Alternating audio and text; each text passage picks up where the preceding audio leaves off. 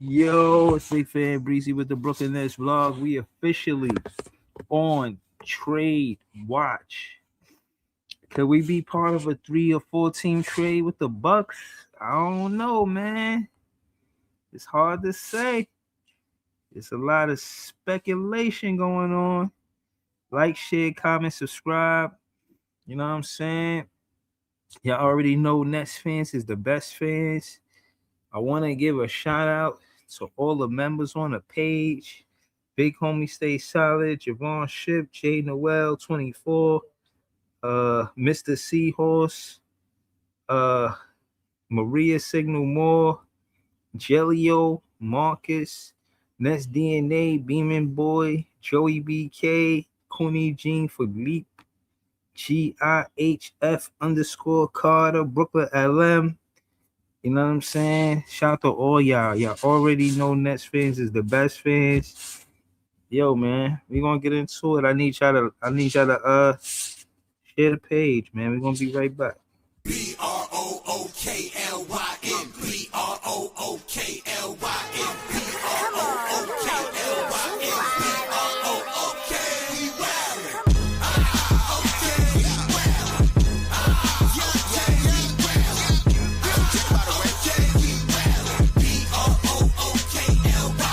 Back in the day, J Kid was the man, boy. Put the team on his back like a jam sport. D-Lo with the dribble drive handoff, pick and roll, full contact. This is a man sport. County of Kings, really the Kingsborough. You know Crown Heights, so you know that sound right. Brooklyn Bridges, Z-Dub defending. The Brooklyn Block Party, clacks and double digits. Got the Barclays clicking, the whole block is with it. Left a lot on the table, now we coming to get it. The shook one's gone, we too Brooklyn strong. Can't stop, won't stop from the Brooklyn block. BROOKLYN, BROOKLYN, BROOKLYN, BROOK.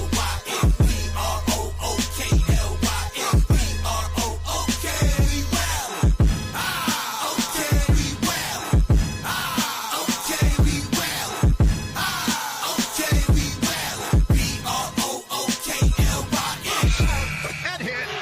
Cam Thomas. Just give me the ball, I'm fitting the score next. My J is all net, me and Jay just all next. Getting back on defense, hit him with strong flex. I'm official like a ref, trying not to get attacked. And we go hard on Brooklyn, that's a promise. Watch me like a Cam, cause it's my time. Make sure watch me like a Cam, cause it's my time. Switch, they can't guard me, especially side the Barclays. Spin between crosses, I can score with both hands. Midi flawless, and I get to paint like an artist. I'm a boss smith, so you should respect my handle. I see the big picture with the Nets like a mantle. In the future, I see us as champs too. And when we do, I'ma do a Brooklyn dance move. The Sturdy or Millie rock like a FanDuel. And that's a bet like my parlay on FanDuel. BROOKLYN, BROOKLYN,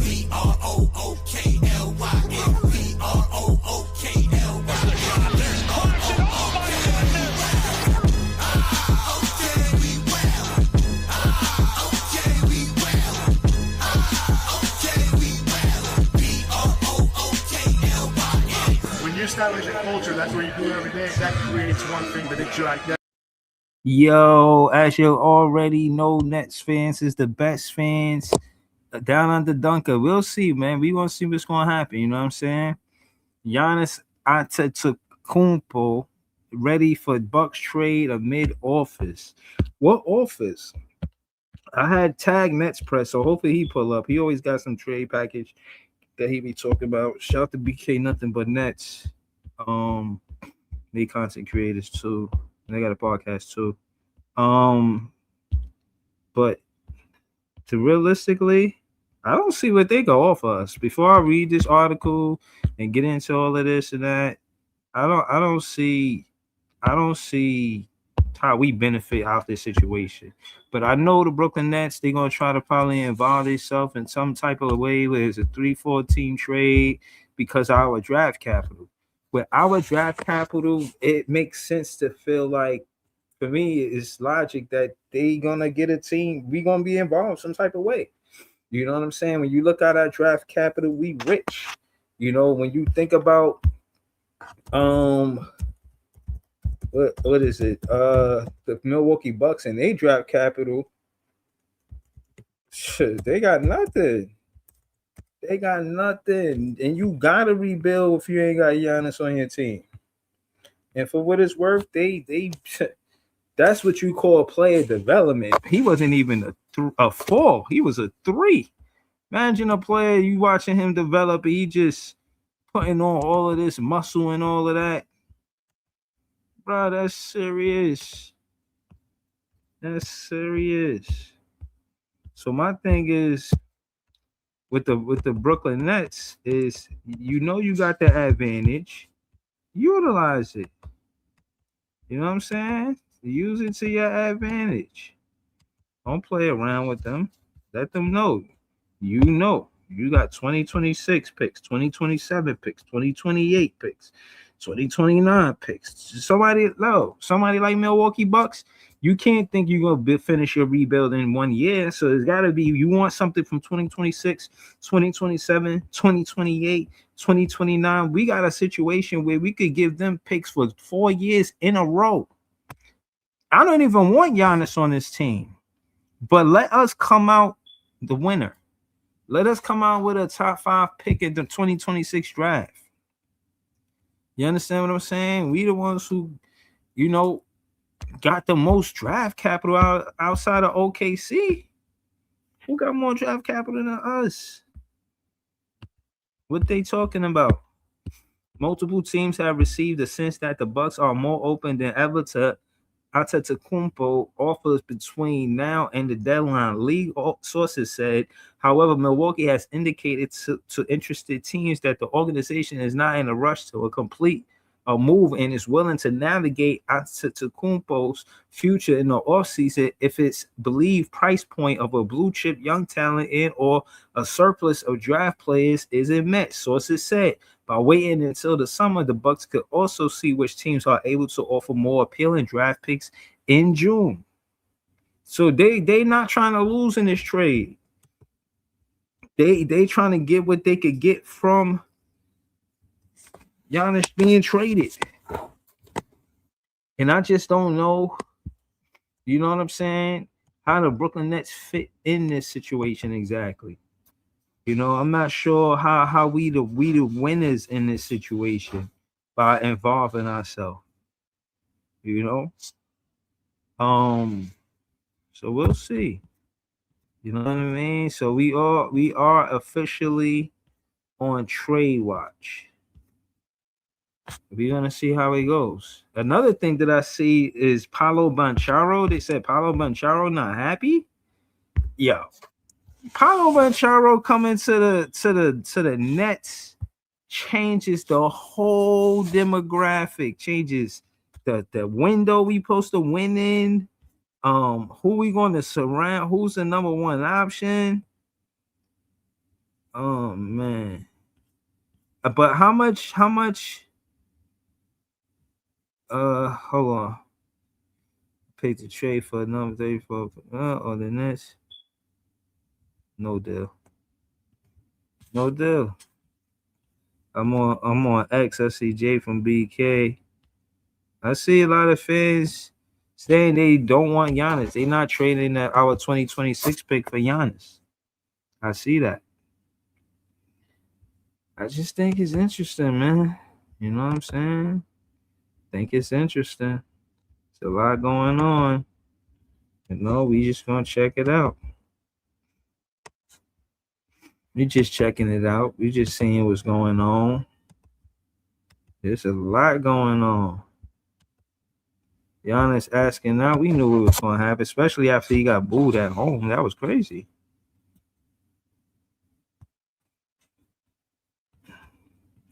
Let's see what happens.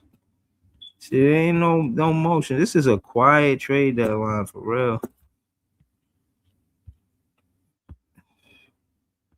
Oh, let me see what Gil's. I'll be listening to Gil right now. Okay. Hey, listen, Jenny Buzz, LeBron, whoever's running the organization right now, we got players to blow. We can get it in. Okay? Marcus Smart, sorry, you can go. AR Rui, Jake from Allstate. Listen, Bucks, Doc, look, because I know I know you didn't get this in record. We can give you this. We can give you this LeBron. We ain't gonna give you the real one. We can give you this LeBron. All right. What you need, hey Giannis, you can have a house. Come here, you can have a house. I'm moving to the apartment. You, Luka, LeBron, James, we winning this year. Then I sound like a genius. Come on. We love Greece over here. Oh my God, make it happen. Rich, hit me. Hit me up. I know you can. I know you. Y'all believe Gilbert Arenas? Yeah, you think that the Lakers could pull that off? You think the Lakers could do that? I don't know, man. I don't know if the Lakers could get Giannis, man. They will be tough. I don't see them. They could come out the West with Giannis on their team. Does Giannis go to the West? It's so competitive over there in the West. Like, should he even go to the West? Should Giannis go to the West Coast? I don't think they want to, but I don't see how they could do this without us. I don't see how they could do it. Much future draft wants Milwaukee wants Giannis Antetokounmpo to sign that $275 million extension. That's their ideal scenario. If that's not going to happen, you're going to want to extract as much future draft capital as possible. And the most advantageous time to do that is in the summer when more future draft picks become available for a bunch of teams, including, for example, the Miami Heat. Yep. Plenty of other teams as well, but I just figured I'd throw that out there because they've always been linked to him for years. Yeah. Obviously, if you're the Knicks and any other team as well, but it's important to note that Milwaukee wants Miami, the Knicks. Where is he going? Where is he going? Where is he going? Oh, yeah, they was talking about the scuffle, too. I heard they was talking about it. Zaire Williams got the ball. Like, what the hell is all that extra shit? I feel like Zaire Williams had the ball.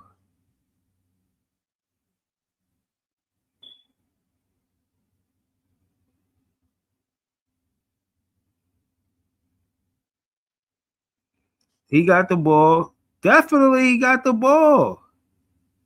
That ass, he got the ball. You see Dylan the villain try to rip the ball out of his hand, whatever. But, Zaire Williams had that ball.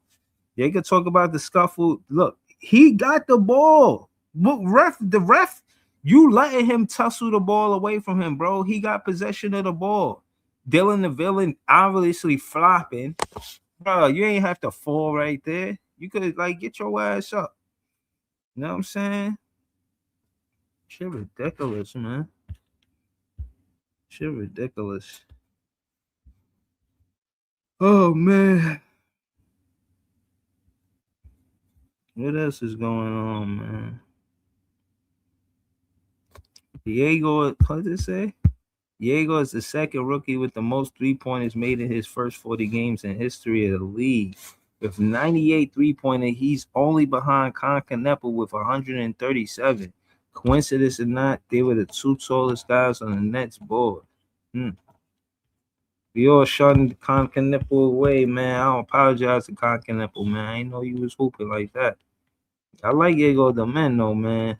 98 three-pointers, he hooping. He guaranteed to knock down a three. He comfortable. He look comfortable with that shot, too. Wow. Diego. Jordy talking about Diego to Rising Stars. That's dope. Is Diego when he hit the three? But he got the record. Look where he's shooting the three ball from, bro. Look where he's shooting from. Telling you, man. He's a two guard. I don't see why y'all say he a point guard. He's a two guard for sure.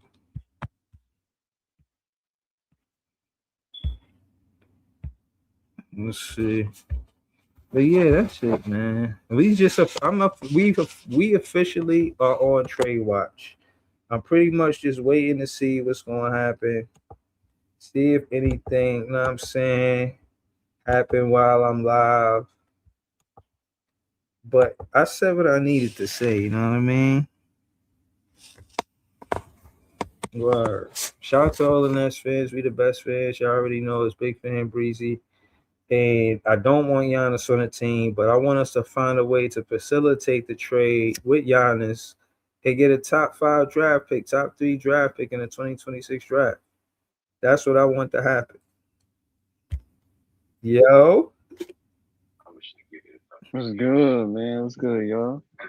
Chilling, man. I still don't want Giannis on the team, man. But I help him with the trade if they could give us a top 5 draft pick or something. Nah, man. I don't think Giannis necessarily fits with the timeline anyway. But I mean, I'm just glad he finally had the guts to say it instead of freaking tiptoeing around it. Like, Right. you gonna say you request a trade, bro? Like, request a trade. Like, all this flip flopping on it is just like ridiculous. But I don't think he get traded at the deadline though.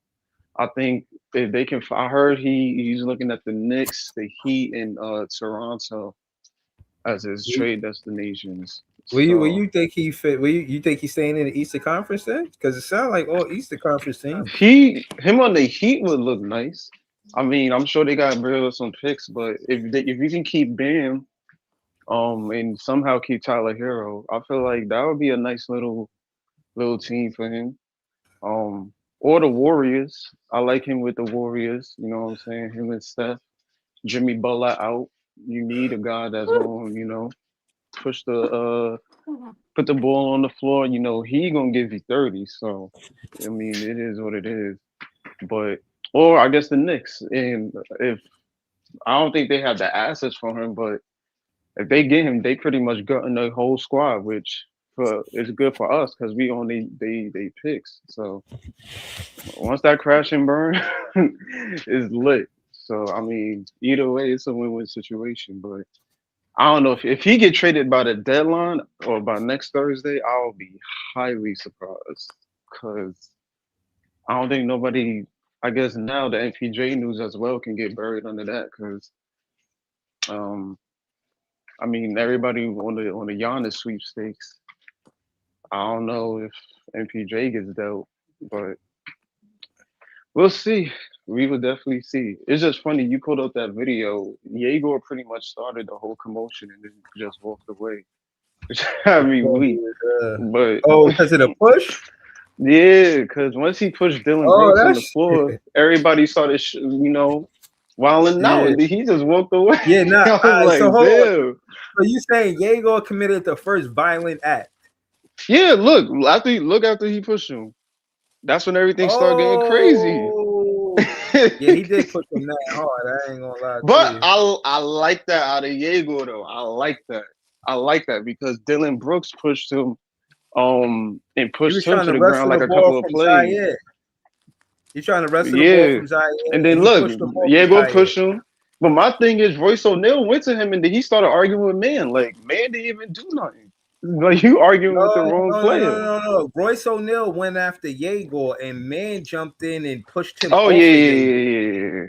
No, I'm peeping game now. I didn't see exactly what happened until we keep watching it over and over. Yeah, Yegor started the whole thing. It was pretty cool and chill until Yegor pushed Dylan. But I like that because he pushed them on the other. He pushed them a couple of plays earlier. All right, so hold on. You gotta get your game. Hold on. This is where I agree with LM. Right here, leave it up. You can leave it up to the rep. Damn, they triple teaming this nigga. Hold on, that's 3 Sun players. Yo, that's 3 Suns players trying to get the ball from Zaire. Zaire was strong as hell. Yo, I don't know how Zaire got injured. Behind Zaire Williams at first, bro. Yeah, it was 3 people. So when Yegor trying to get the ball, that's making it a 3-on-2. Because right now it's a 1v3. But I think Yegor's saying, yo, it's 3 of y'all, 2. One of y'all's enough. Get off him. You're right. So he pushed him out the way. But I like that out of my rookie. You know what I'm saying? I like that. I like that out of my rookie. Like, I've been looking for Nets fans were looking for an enforcer and you know, somebody to shake it out, show that Brooklyn grit. I like that out of Yegor. You know what I'm saying? He's showing toughness out there. All right, so So look, look. I see what you're saying. This is the push right here. Look, Yegor put some motherfucking lunge muscles in his leg to push him off his Zaire, bro.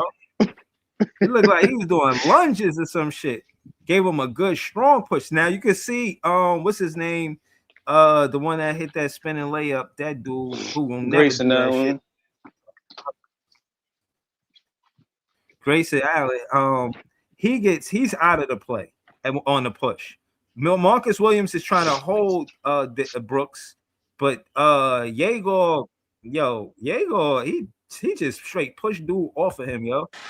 Yeah. So okay, boom, the shove right there. Mark Williams looking at him like, yo, what the fuck? All right, so hold on, let me slow it all the way down. All right, I'm telling you, bro. Like, so Zaire Williams is like, yo, I'm still trying to get the ball. And then right there, boom, Mark Williams give him a little push, a little tap.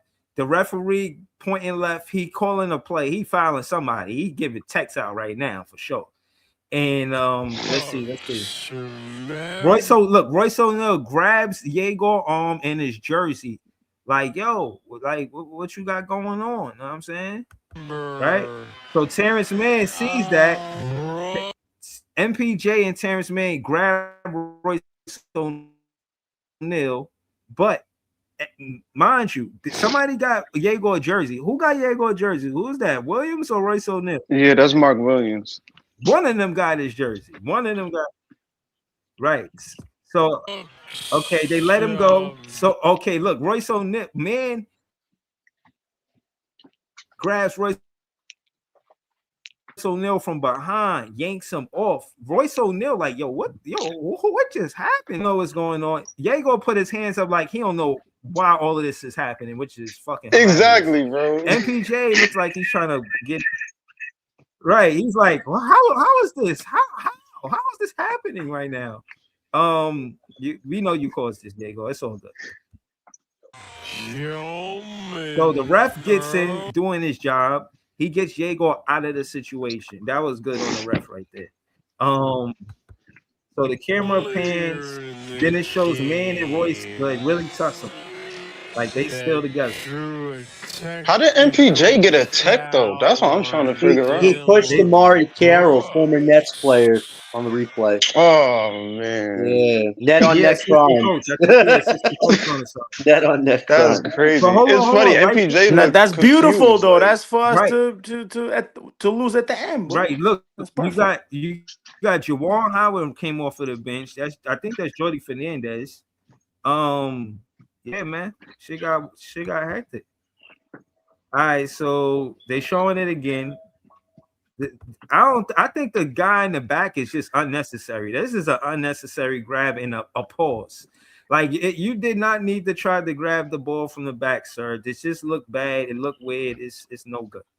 But Breeze, he fell with him first. Like the one behind him is the one that was supposed to be the original jump ball, but then Dylan Brooks and Mark Williams got involved.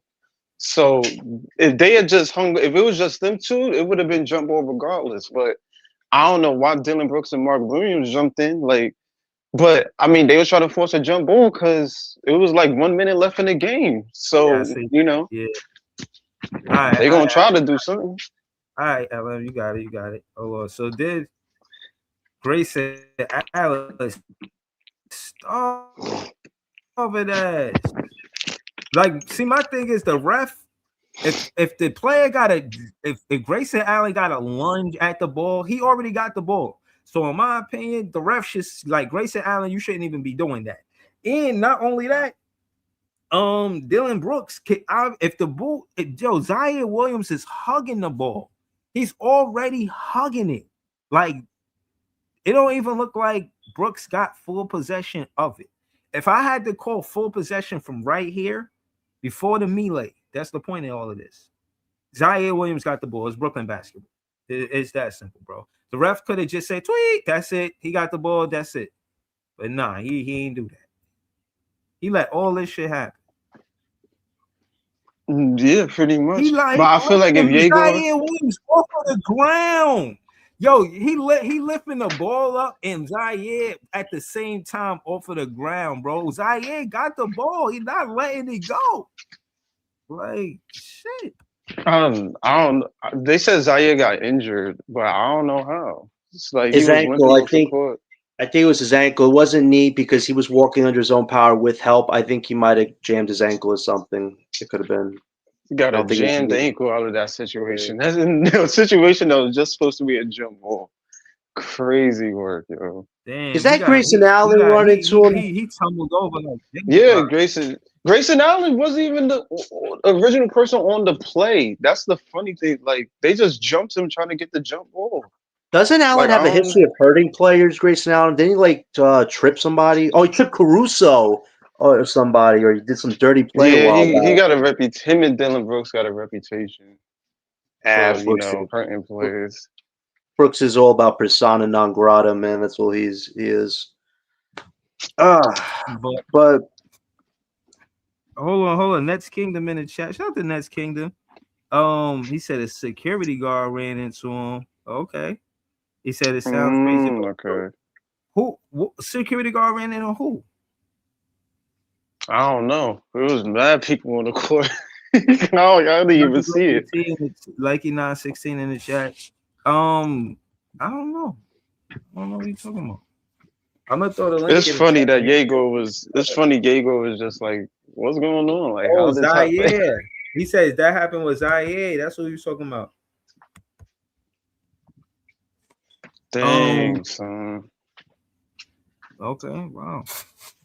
That's tough. I ain't gonna hold you. Shout out to Nets Kingdom. I throw the link in the chat if y'all want to pull up. Of course, y'all invited. You know what I'm saying? I'll be getting a lot of my content from y'all for real. I don't think nobody. Listen, this Giannis news came out of nowhere, but not really out of nowhere because we all knew what was going on. But yeah, I really don't think he get traded. I don't know. I think it's good to deal him in the off season than the deadline.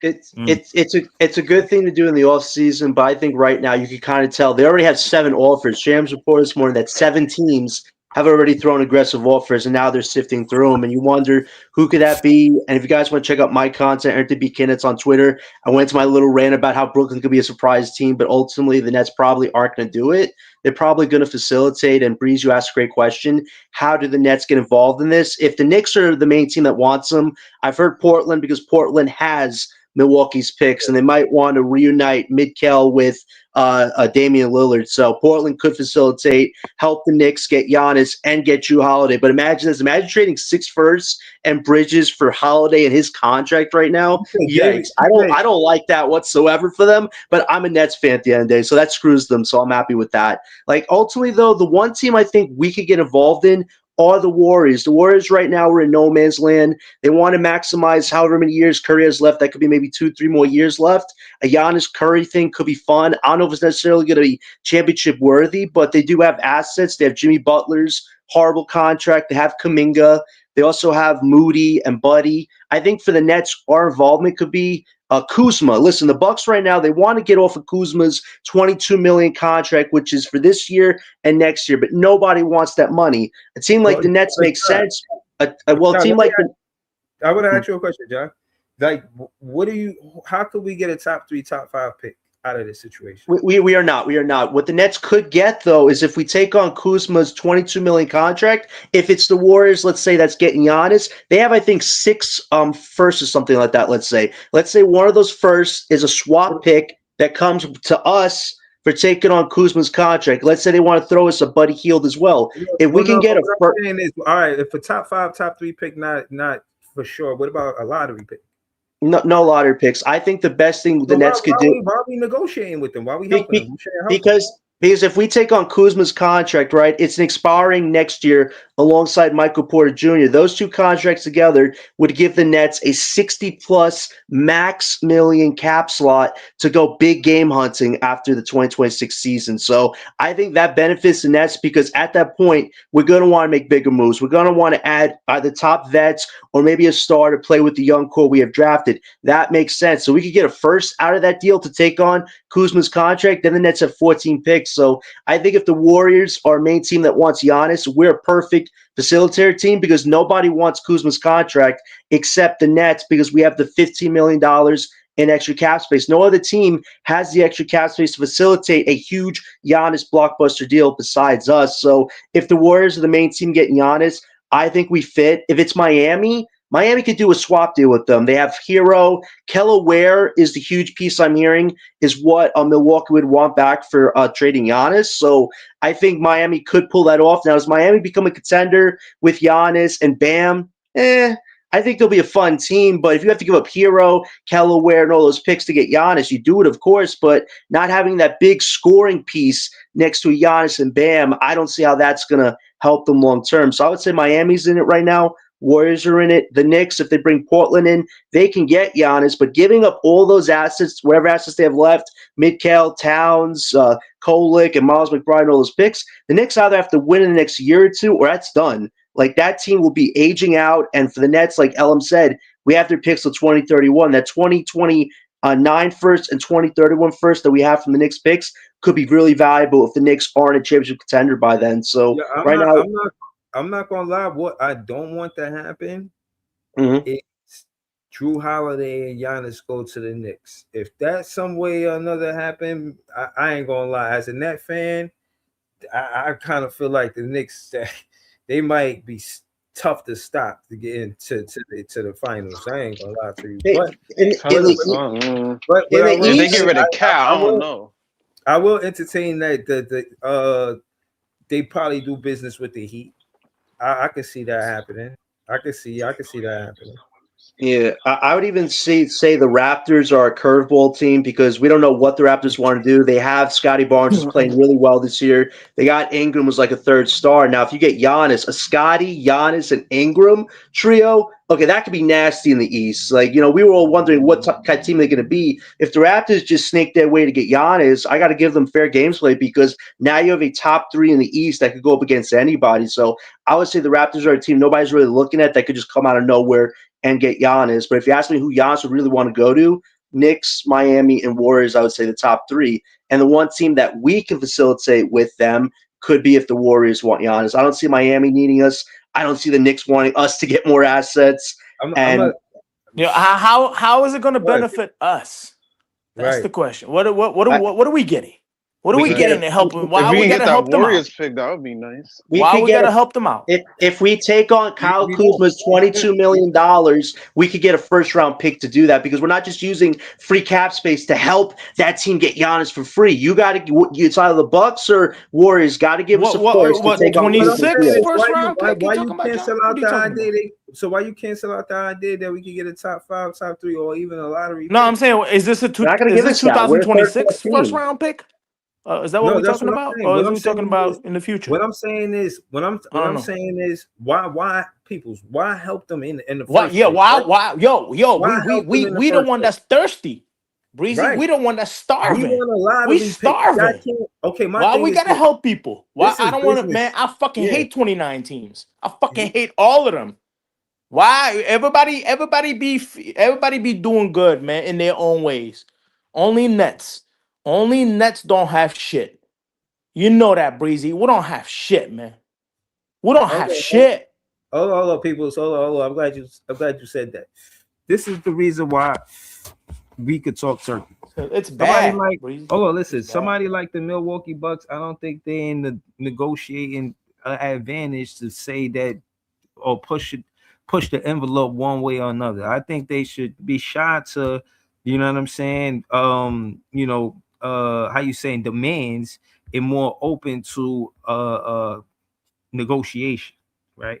And the reason why I say that is because, bro, what we got, You know what I'm And plus, saying? Kuzma's still productive. It's going to Listen, hurt No, our he's not. tank. Oh, Hold on, Kuzma's hold on, not It's gonna that hurt our good. tank. Stop, people. Stop. hold on, Kuzma's hold on, not hold on, that hold good, on. bro. Come on. Hold No, on, no, hold on. I never say Yo, he's hold good. on. I say he's still productive.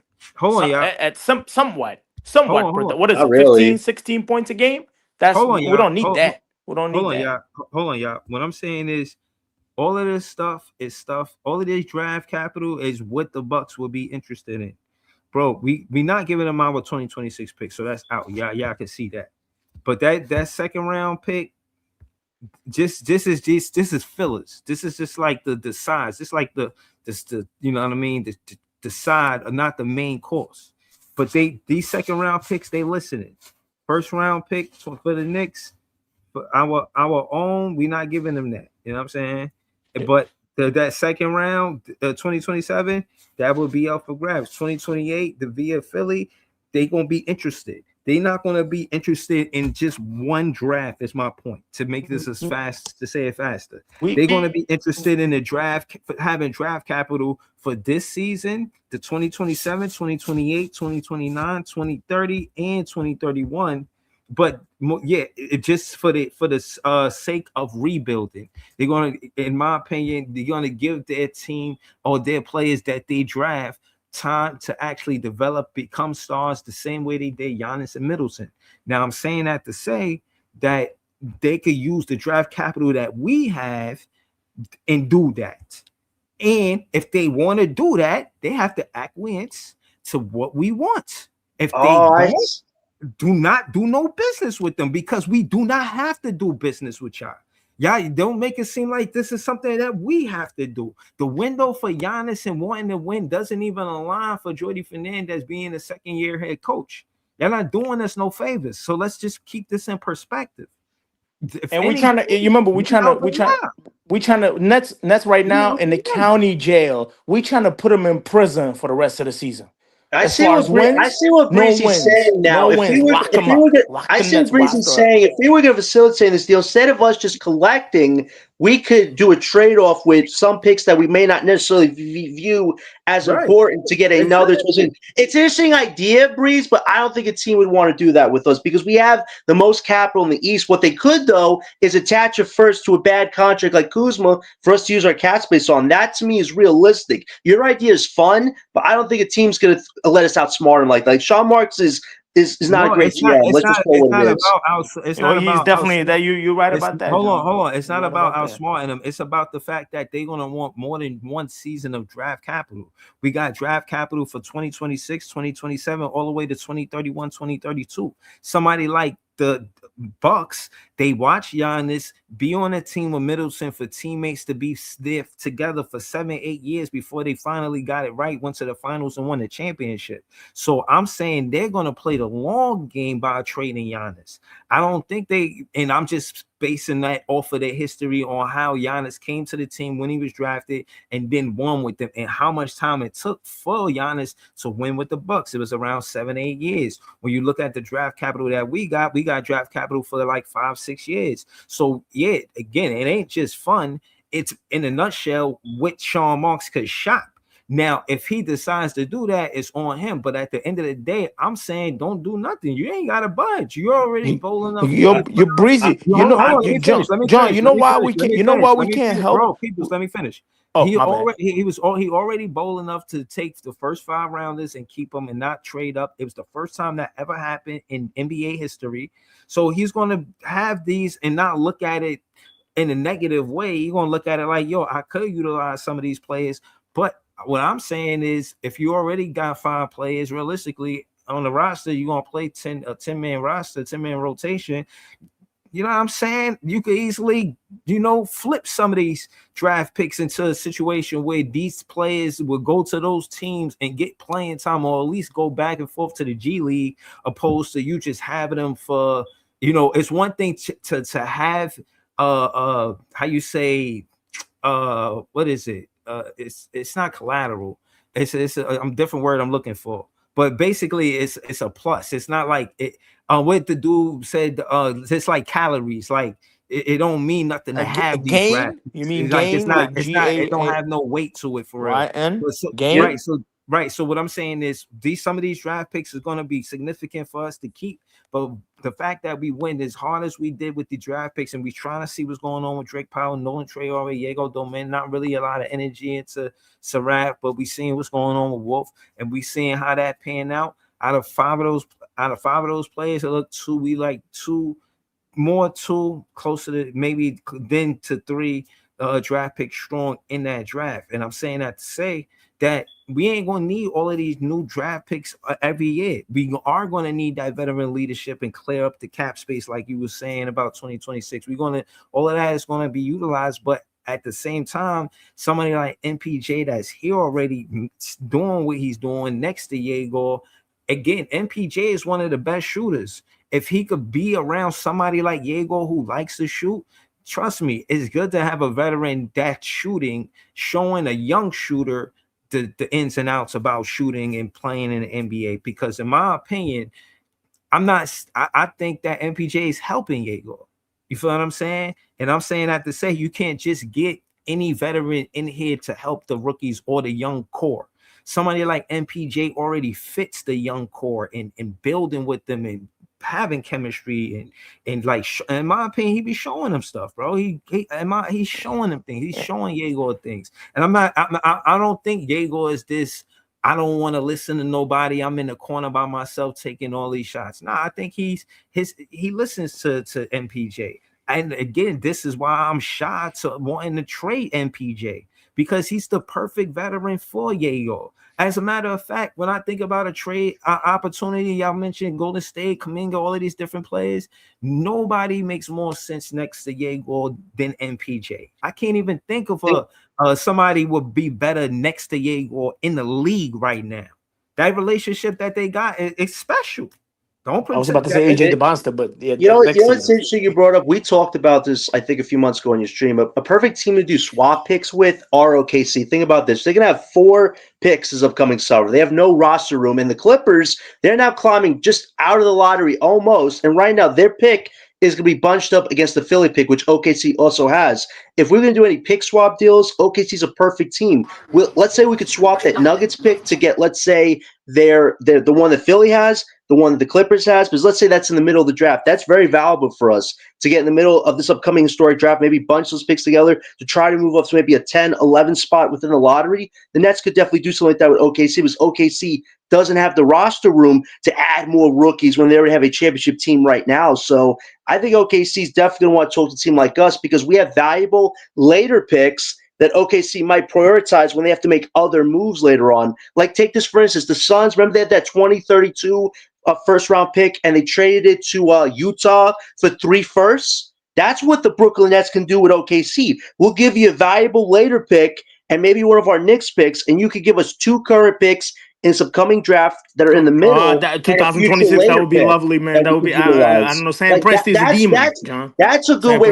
That's a good way we could do business with OKC Breeze with your pick swap idea. And there's not many teams I think OKC wants to swap picks with, because not a lot of teams have other teams' picks. People got to realize this: other teams' picks, if you have them, are valuable currency than your own picks right now, unless you're straight out tanking. So a team like OKC who would have control of other teams' picks, that's valuable currency we can offer them. And what they can offer us is more picks in the middle of this 2026 draft alongside our lottery. So that to me is a deal I would rather explore besides doing this with a Milwaukee and another team. I'm interested somehow in the 2031 Bucks first round pick too, though. We're not getting that. We're not getting that. If they're deciding to take right now, they're keeping that pick. Like 15 games, John.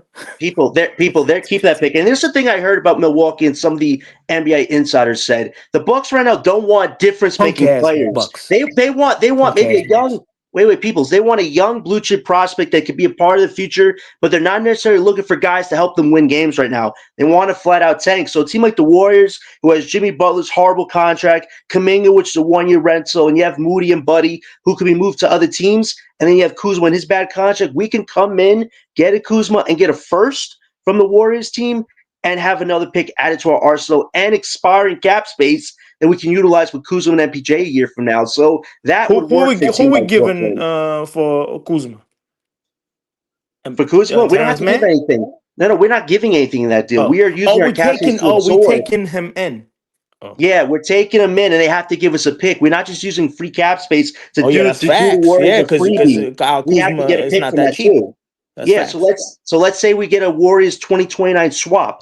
I'm totally fine with that because that's the post Curry era, and we don't know if Giannis will be there in 2029 post Curry because he'll be in his middle 30s. So we figured that window would not be too crazy. And once Giannis gets that extension from the Warriors, once Curry's done, I think Giannis will say, "Listen, this was fun and dandy, but I came here to win a title with Curry. Now it's time to go elsewhere." So that's a way the Nets could utilize our cap space. John, hold on. Shout out to everything Buccaneers, John. Y'all can find him on X at that same handle. We got Pod throwing it easy on the panel. Talk to us, man. What y'all think about what's going on, man? What's up with y'all? Chilling, you know. I don't know if Easy want to go first. Nah, you go first, PT, because you was here before me, so you go first. Man. What's the word, Ease? What's going on, dog? What's going on, John? What up, y'all? So, talk to us, PT. What you think about all of this? I don't think we're trading for Giannis. I don't think that's real. Maybe we might be a third team just to help the trade happen, but why should I we? don't. I don't see it. I don't see it happening. I don't. I just don't. But why I don't should see No, we you saying help? why should we help? Well, yeah, why should we help? We shouldn't. Unless they're giving us some picks and they need all the picks to send to Milwaukee. So I don't believe. Why do You you know, say, Breeze? Why do you say we should help? Why? No. I'm saying we should not help unless we get what we want out of it. Unless we gain in big time. But you keep on saying help, like we're not getting something out of it. Like we just giving out a service and we not getting nothing back for it. Like that's what I'm saying. Get what we want. Like that's what I'm saying. Like get what we really want. Don't just make it go happen because of contracts and all of this and that. Nah, make it if happen you get a because it Giannis work from for it, us. but if you get a Giannis from it, like you getting something back, bro.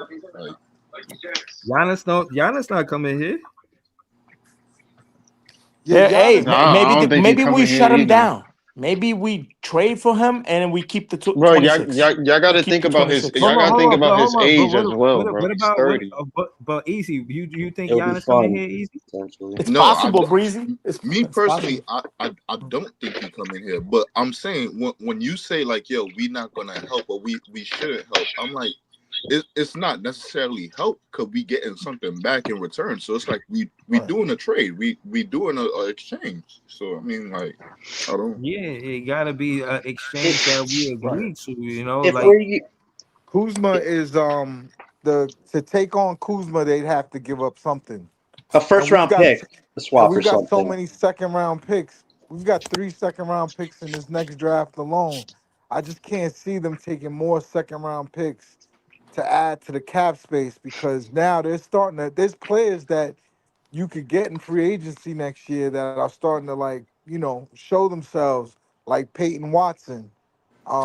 He'd be a nice piece for the future.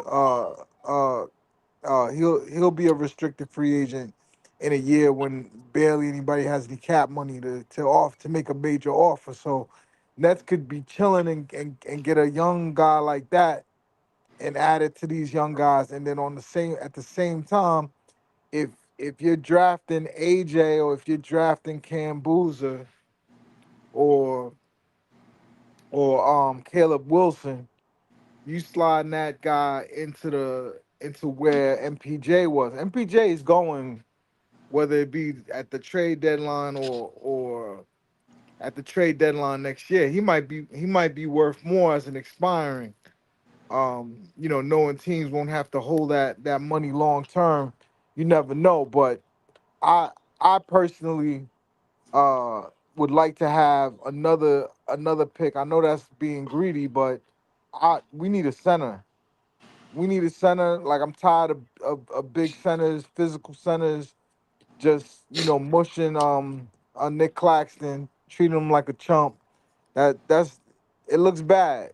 We need a It center. looks Jaden horrible, Clayton Pod. It looks is in there. horrible. Chris Sinak. You got I know, John, you got Chris Sinak who might fall to like 16, 17. So if I'm the Wow. Nets, I'm trying to trade back into this draft so that I could get a center.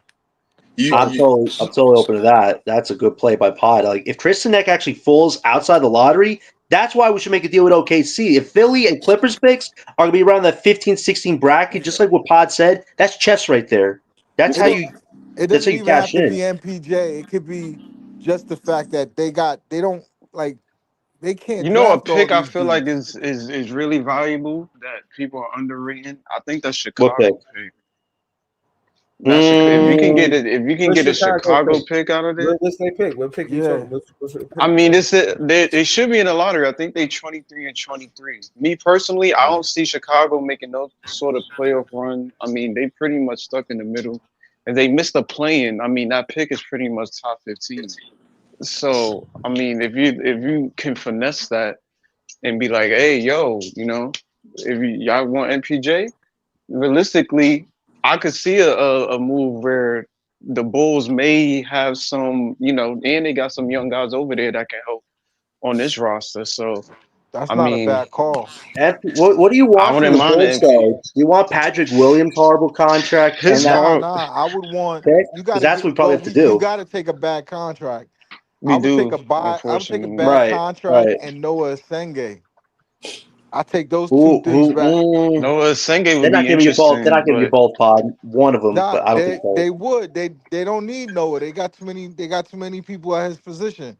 So nah, they're not moving off of Noah so quick, I don't PT. think they're moving over Noah quick. I mean, he in the Windy you City you G League, but I mean, you gotta you shoot. You know, gotta shoot for players like that. That's like if you know a player is good and might be just in a situation where he can't get any minutes, but he's 20-10 in the G League. You go get that kid. You know what I'm saying? You get that kid. You get another first round pick, and they get Mikal. Like I think that's a great move right there. If you could You do know it, what if you could swing it. they should do? They should probably do MPJ and Dayron for Vucevic, Kevin Hooter, and that pick. They might want to do something like that. We might have I to don't want trade to, two contracts to get two but bad John, contracts. I don't want to block the cap next year because they got players that are going to come available. No, Yo, see, I agree with you. That's why No, no. Detroit makes perfect sense What play because are you Harris is talking about? expiring What play? contract.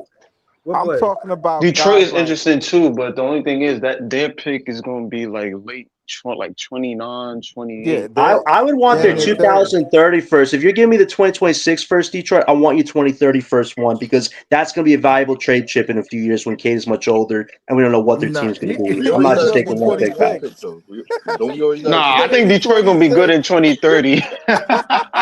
It's a trade chip. It's a trade Yo, chip. I'm just John, trying to be a little Trade bit John, Cade that's is what going to valuable. be nice at 26 years old, y'all. that's what I try to explain to Net fans all the time. You want to be the Detroit Pistons. They're going to be good for 10 years. You understand? Just because they got Cade is only 22 years old, 23 years old. They're going to have Cade for another 7 years, 8 years. Well, I'm not gonna lie to you. If they sign Wait, Duran back, then hold Yeah, on. it may that's not make even a more lot of sense to crazy. trade with Detroit now because we're getting quantity, but we're not getting quality, and we're making them No, stronger. So Wait, wait, I kind of wait, agree with Pod Ivy is there. the It may odd not wait, man make that out. wait. sense now. Hold Pod on. just kind of got me off of the Detroit MPJ stuff. Now it's like stay away from them.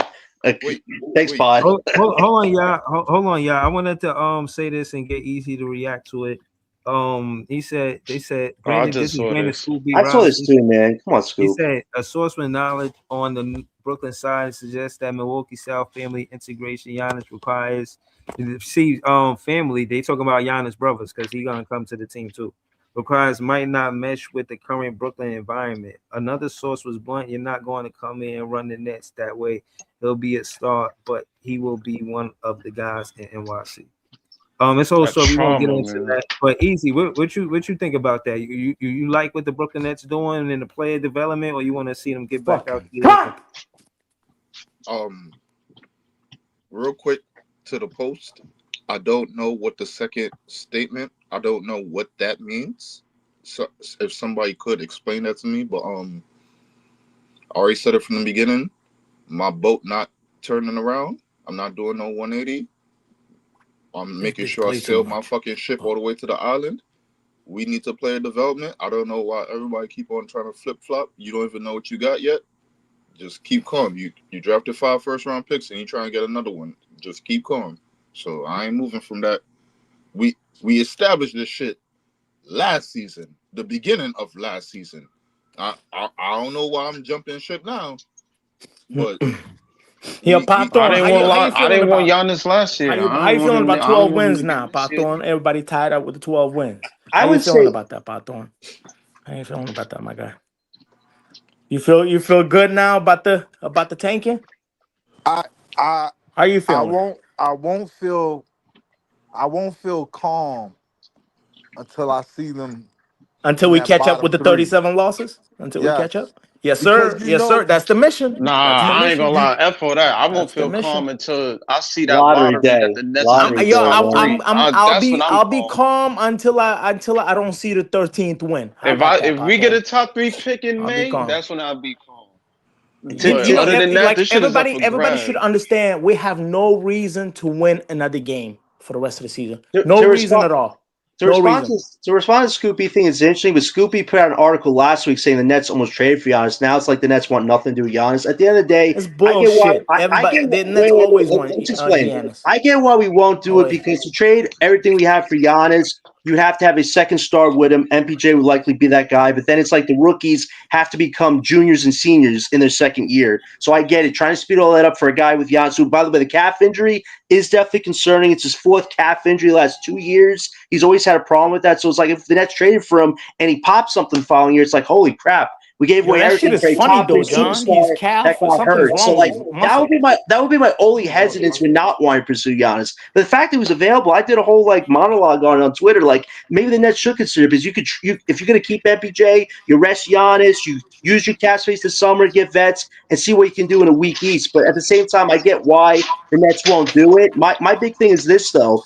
If we're not going after any big-time stars, maximize the trade value of Claxton and PJ, get assets back, and keep building around your young guys. My main reason why I'm worried about where we're at is Jordy, like Pod's been saying. Like, Jordy seems like he wants to win with the vets more than he wants to develop rookies. His whole philosophy of rookies is you either sink or swim, or I'm benching your ass. And it's like, Jordy, calm down. Like, if we're trying to compete for a title, then Sean and Joe, you got to get this guy the talent, because he's not necessarily letting the rookies develop at the right pace. It's that they have to be perfect at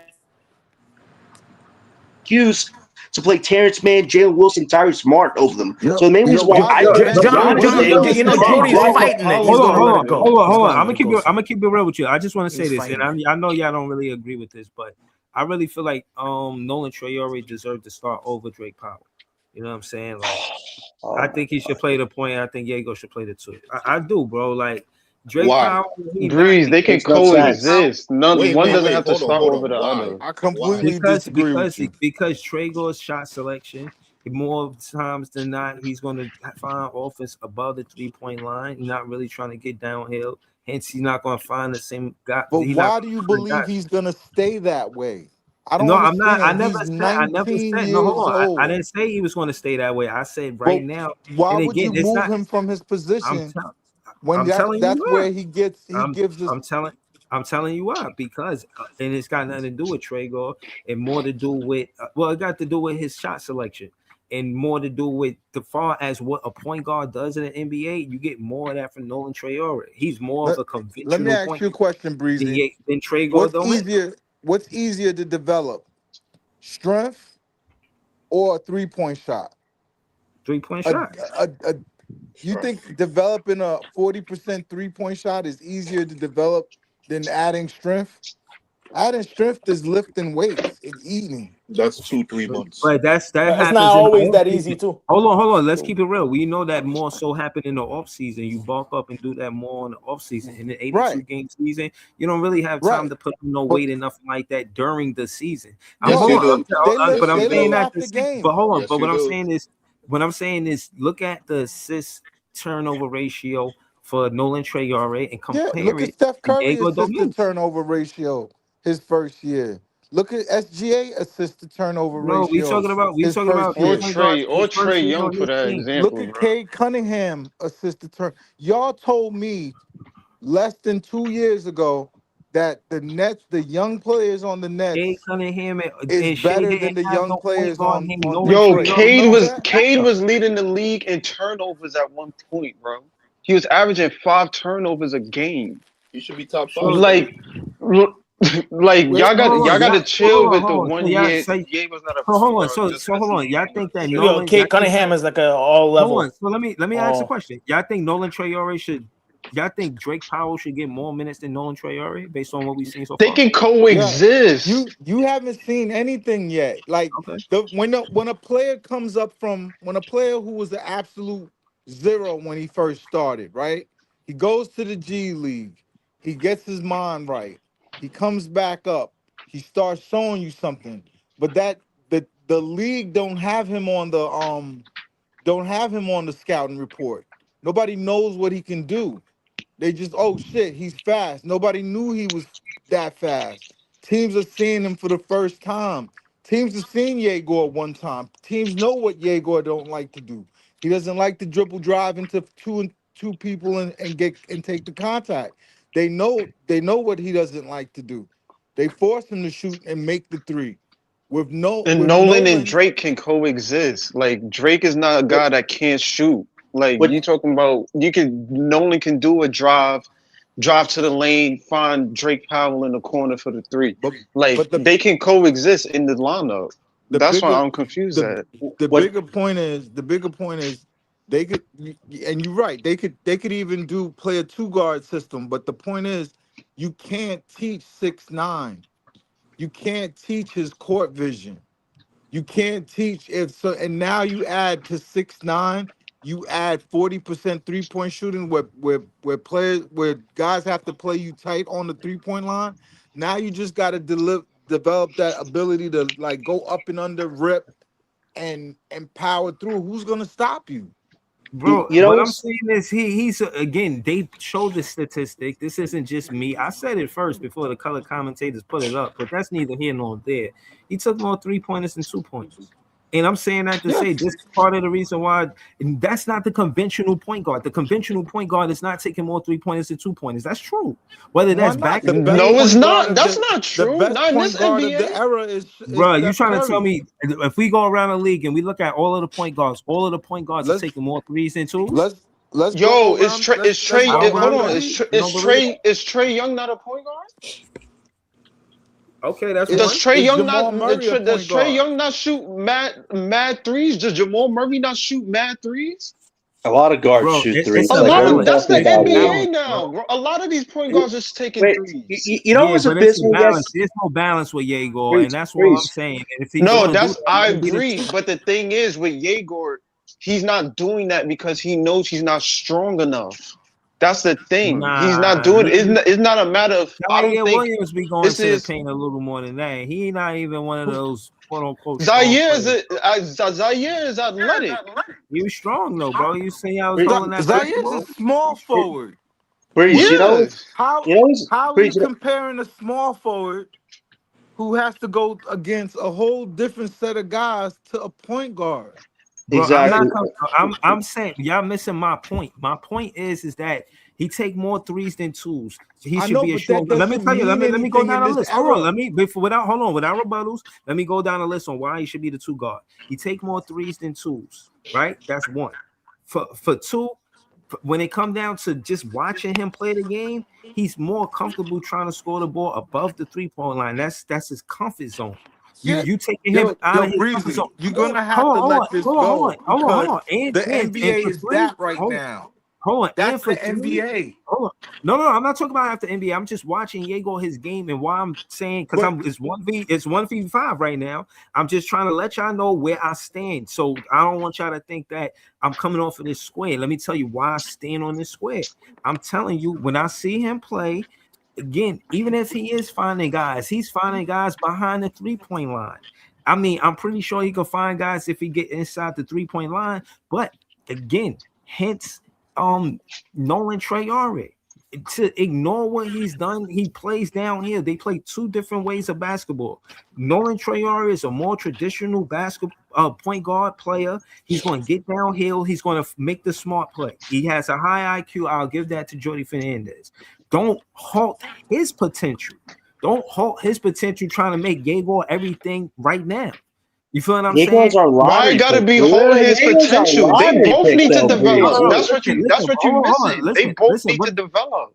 Listen, it can't be no either one or the other. No, I'm not saying that. But what I'm saying is, in the first year, if you're gonna have somebody like Yegor breaking records as a rookie with 33 threes straight in a streak, you got to amplify that. You don't say, oh, okay, since you did that, let's go do this now. No, fuck that. Let him keep and can be consistent with the 3-point shot. And he's right behind. He's only behind Continental, pouring into that. The more you do that, again, he's naturally going to become a 2 guard, at least for this year. Again, you're going to make him just a spot up shooter if we do what you're saying. Please, you know what's so bad? Hold on. Let me, because I want to say this to LM before I go to you, John. I'm being obvious. He don't have no handle right now. I'm putting him in situations where his offense is created either spot up shooting, pump, and then pump fake, and then get to his offense like that. I'm not asking Yegor to create off the dribble and get past anybody. I'm not even asking him to play and develop with his back to the basket inside of the 3-point line, because that's not what he's doing right now.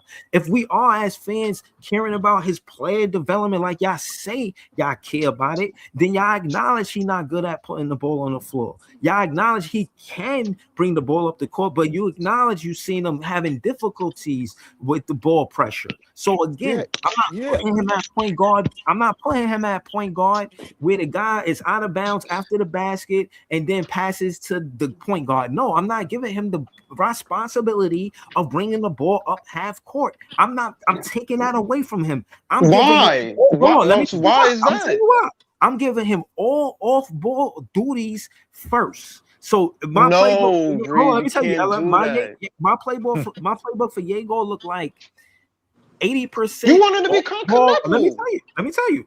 80% off-ball play, 20% all-ball play. If this whole 50% all-ball, off-ball, I'm not doing that, bro. He's 5% off-ball basketball, bro. That's a fact. No, bro. You want him to be Continental. That's what it sounds like. Wait, let me say you just want him to be a spot up. Wait, Ellen. You know what's so bizarre about yesterday's first quarter? Why Drake Powell got benched after 8 minutes? Who was driving the offense that whole quarter? Who was kind of doing everything and less facilitating? Michael Porter Jr., the one guy that Jordy has built a whole system around. And I saw Yegor and Powell. I didn't think any of those guys got up a shot in the first quarter, which at this stage of the game with development is abysmal. And Jay likes to use this new favorite term, basketball. Like, this is what we got to get away from our rookies, is relying too much on these vets to make all these shots. Like, Podthorne said it perfectly on your show last night. When these rookies, Powell, Yegor, Wolf, and Nolan, have gone away from Jordy's whatever system of MPJ and done their own thing, they've played some really good basketball. But when they try to fit in Jordy's system of pass first, shoot chuck three, the rookies look so bad out there. So is it really the rookies that are failing in Jordy's system, or is that Jordy's system is failing the rookies? Breeze, let me ask you a question, right? Cam Thomas. Breeze, let me ask you a question. Yeah, I just want to add what John said. The PNR not being in the playbook is just hurting us. Go ahead though, Ella. No, facts. What do you think is the hardest position to get acclimated to in the NBA? To get activated, what you say? To get acclimated to. What do you think is the hardest position in the NBA to get acclimated to? Once you enter the league, the hardest position that you know is going to take time to adjust. The point guard position. I think that's exactly the most right. position. That's the hardest position in the NBA. You got a lot of responsibility, but the thing about it is, just because you shoot threes as a point guard, that don't take away from your effectiveness. Steph did it. Damian Lillard does it. Trae Young does it. Luka does it. A lot of these point guards okay, do it. all right. So let me ask you this then. What do you see when you watch Jago off ball and on ball? 50% on ball, 50% off ball. What do you see out of him on the offensive side of the ball? Just in your opinion. And with him on ball, I don't disagree with you. I definitely think with his handle in the off season, that's something to be worked on. But once again, it's because you can tell he's not strong enough. But even with his struggles on the on ball, you're not going to see the development because, like I told y'all yesterday, we're running DHOs. He's not regardless if he's coming up the court or not. Even in most of his struggles, he's not that horrible at bringing the ball up the court. It's just the fact of the matter is, once he brings the ball in the half court, he's giving it to Claxton. You're not seeing him run no pick and rolls. If you're doing what you're gonna do, like, yo, just make him a spotter. How he's gonna develop and getting his handle right so that next season he doesn't have to have that problem. All you doing is just making him a con knuckle. No, he has to be able to understand and go against these defenders, bro. So that next season when he is more stronger, he will be able to be used to the pressure. All right, so let me ask you this. Because this is why I'm standing on my square. Because I think he could create more offense out of the pump fake instead of trying to take a defender off the dribble. I think if you put Jago in a situation where the ball swing, it will reach Jago and he get the pump fake, the defense gotta respect him, bro, because they know he gonna let it fly. Jago get in a situation where he got enough space where he could catch and shoot. He's going to catch and shoot. Preference-wise, he don't want to put the ball on the floor. And when he do pump fake and get into the next basketball action, it's a side step three or you know what I'm saying, a step back three or something like that. So I'm saying that to say that's his offense. That's his preference. That's his go-to. His bread and butter. That's what he know. Like he practice. That's like, his offense for now. But right, that's not gonna be his offense forever. Offense for now. I'm not saying it is. I'm saying if that's his offense for now, the way Nolan Traore is playing, Nolan Traore will be a compliment next to him, bro. Nolan can't a shoot. Benefit to Jago, don't man. He would You give know him what the more catch and shoot opportunities.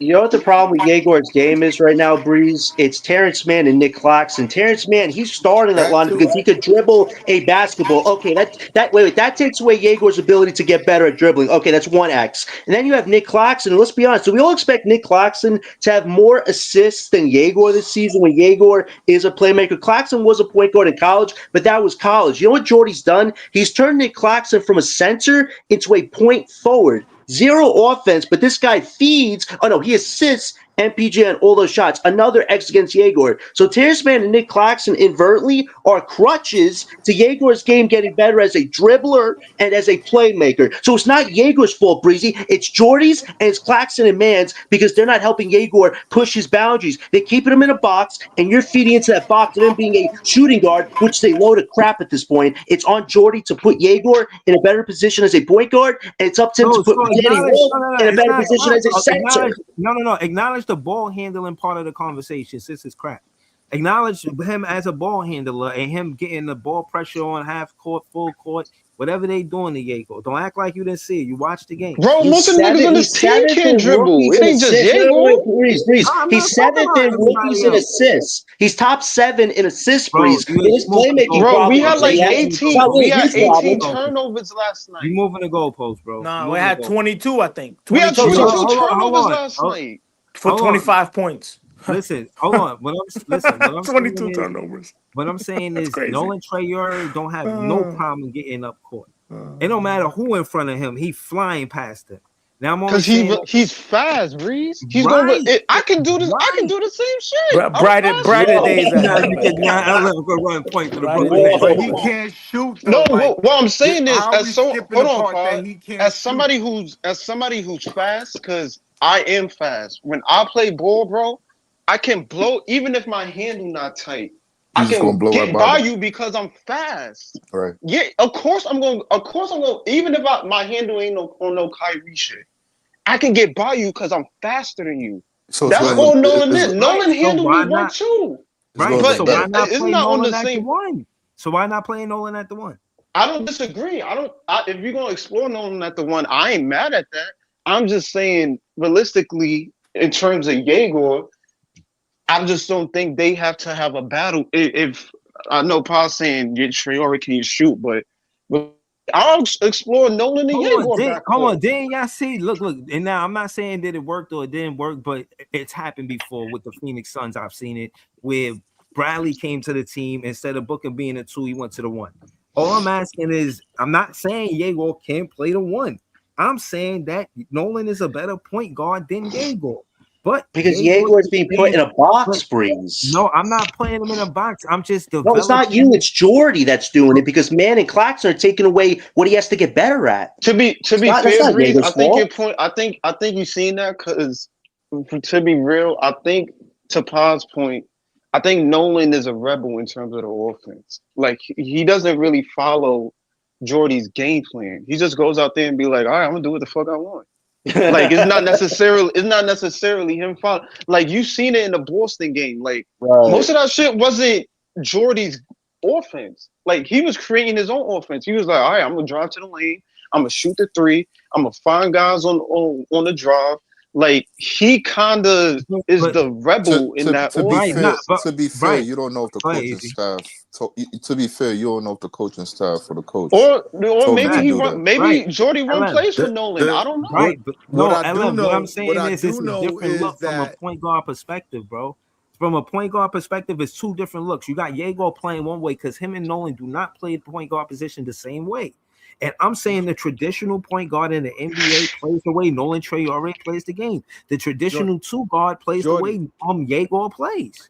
They take the more MPJ threes took than 24 shots last night. Crazy. He took 24 shots last night. The next person took 11. This Seriously. offense is not conducive. I just don't understand it. Like it's like you're saying something that's harder to do. There's a million fast niggas in the NBA.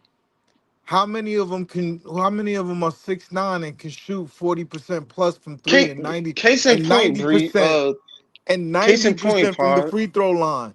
Like that's a harder piece to find than Case in point, Pod. Like and you watch him, so you know. Breeze in certain instances, regardless of the fact if it was a bad pick or not. Even when the Spurs get Dylan Harper, these niggas not doing drop handoffs at the 3. They let him run point. That's exactly. He running pick and rolls with Wemby. He's running pick and rolls with the bigs. He's finding guys on the drive. Like they're letting him run the offense. We don't see that shit with Jordy with Yegor, regardless of the fact if the handle ain't good enough or not. All right, If you gotta show throw him me through the ringer. if you could show me where they set a pick where Yegor brings the ball down and then somebody sets a pick at the half court stripe, that has never happened. Everything is come dribble the ball down past the half court line, dribble handoff to MPJ. That's every single play. You don't even see a Yegor and Wolf picking. When's the last time you seen a Yegor and Wolf pick and roll? You know what would be amazing? I haven't seen it. You know what would be amazing? Jordy has one night. You know what would be amazing? Jordy has a night where he says, Terrence Mann, you're not playing. Nick Claxton, you're a lob threat. Forget this playmaking BS I put into your system. Yegor, you're running points tonight. Your decisions, your responsibilities, and I will trust in you to execute the game plan. I don't think Jordy does any of that with Yegor. Like Louis Pot says, like all Yegor does is like one dribble, pass off. Like let the kid dribble the ball full down the court. If he misses or fails, that's on him. But he needs to get better at, like you guys are saying, leading the charge. Having Yegor just become a shooter, that's not good. But I think Nolan, like I said, I think Yegor needs to be more rebellious like Nolan. But Nolan doesn't play as much with MPJ. Right. Since Nolan is coming off the bench, he's not playing that much with MPJ. He's playing with Zaire.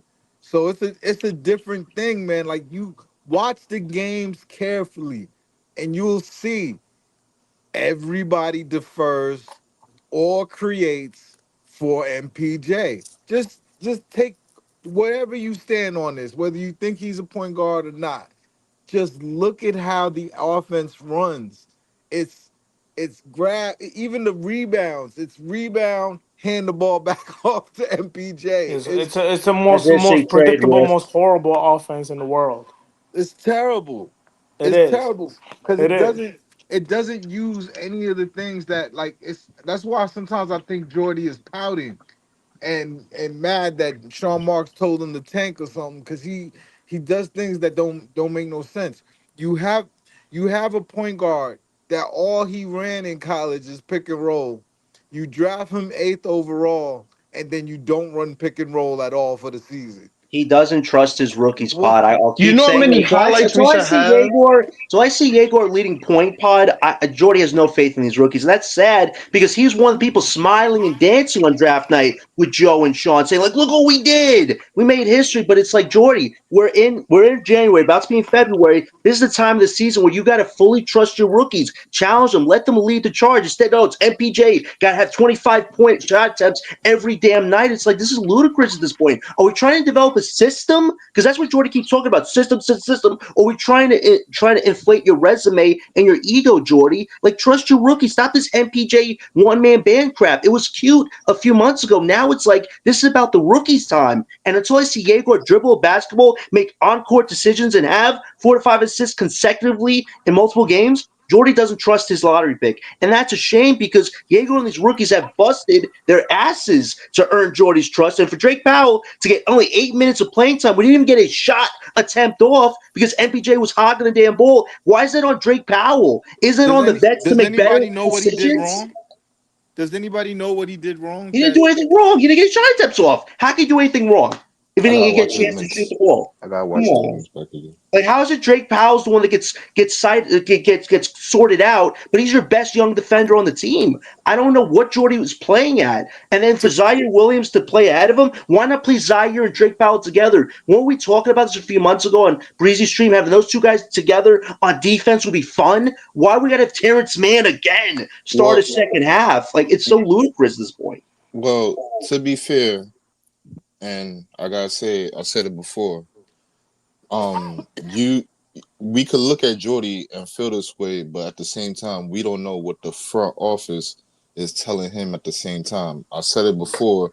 Previous coaches probably got told from the front office before, we want to maximize our forward talent because we're trying to get off it or build his talent up. So we could look at it and be like, yo, Jordy, why are you so MPJ focused on the offense oriented? And at the same time, I could say the front office probably told him, we trying to maximize our forward talent. Right now, we got MPJ on our roster. He's doing really good. He's having a career year. Let's try to maximize his talent. We not going to have him for long. So let's try to build him up. You would We're think. gonna have the rookies for longer. So it's not like, and we still have them on the court. So it's not like we hurting them all the way. So let's That's my try to dream focus right on this. there. I feel like that's dumb though, because realistically, if that's the case, that shows you don't trust Jordy. Because why are you telling him if he's the coach, Sean Marks should be like, all right, well, I trust It's what you're doing here. it's I don't not necessarily, necessarily want. but I don't want to intervene with what you got going on. I trust you to develop these rookies and these Ella, guys that we pick. but Ella, it's not necessarily like I don't trust you. It's more of like like I'm gonna let you do your thing, but like we got this other thing that we have to handle at the same time. So unfortunately, coach, I have to task you with handling two things at once, and probably the things I'm tasking you with might hurt what you're doing. If you want to do it how you want to do it, it might hurt you a little bit, but I trust you to let you do what you're gonna do. So I fall back. I don't say nothing. I just got my plans and how I'm trying to make the moves, but I'll tell you what to do in the court, and however it looks, it looks. Could be. I mean, if it's from upstairs telling him to bring up MPJ's trade value, could be a But we That did could it with be a all of thing. our forwards. We did it with Yeah, McHale. but We did it with what if Cam we don't Johnson. trade him though? What if we don't trade him? Then it's like, okay, he helped us bump up his value, but it's like the rookies. So we wasted the rookies' time then because MPJ is not going anywhere. He's staying, and that was my problem with MPJ being so good early on. It's like some people had this crazy delusion that this guy now is the number one option, and the rookies are building around MPJ. And I'm like, why we draft 5 rookies then? Why not then consolidate 3 of those picks to move up and get a young star to pair with MPJ? Like this whole thing was so ludicrous about last year was if we got that number one guy in the draft, keeping MPJ now makes sense. There's your second option with your young franchise star. But we botched that up, and instead of developing the rookies we got right now, it's let's follow MPJ's lead. Let's let him get 25 shots a night. But how are you building cohesion? How are you building trust with the rookies? And I feel like for Jordy, he wants to win so badly. I don't think he cares about the rookies' progress. His mantra is sink or swim. That's literally what he does with these rookies, and that's not a good way to build things. Hold on. So my thing is with Jordy Fernandez is all right, cool. MPJ, y'all got relationships from Denver. I get why he your number one option with the roster at hand. I'm not mad at that. I'm not mad at him taking the most shots, but the disparity between who's the second option, it does have to change. I mean, Wolf could have got more shots. Agree. And like, and my thing is, I think Wolf is can be a shot creator out of the rookies. Like him and Nolan Traore is. If Nolan not there, I think Wolf should get the most shots, and I think Yegor get his opportunities from catch and shoot. Like based on what though? Like what has Danny Wolf done? On the floor, like I'm playing him in catch and shoot situations. Even though I'm giving him a lot of catch and shoot situations, I'm still playing him in catch and shoot situations. I said this, and I'm gonna keep saying this every stream, so y'all know I said it. Send him Reggie Miller footage. Send Yegor Doman Reggie Miller footage. And Hell no. What? Nah, bro, you losing us with this. Reggie Miller. If anything, he should be watching Halliburton. That's who we need to be watching. Halliburton he ain't out there doing no Kyrie nonsense, but at the same time, that I feel like that's a good guy for him to look at. You know, he's kind of herky. He's a herky jerky point guard. 1, 2, 3, and then he finds the open man. Halliburton, his film, he should be studying. And I don't think Reggie Miller. Exactly. And Halliburton shoots threes. He's number one in the NBA for crunch time threes. Exactly. Halliburton is Halliburton is an excellent point guard. He should be watching. Because that's who he can turn it. That's who he can be the Russian version of Tyrese Halliburton. They was talking about Halliburton earlier. They say he gained 20. He said it. I was listening to him in the interview. He said he gained 20 pounds. Nice. And he's just gaining that weight. But in the league, he's skinny.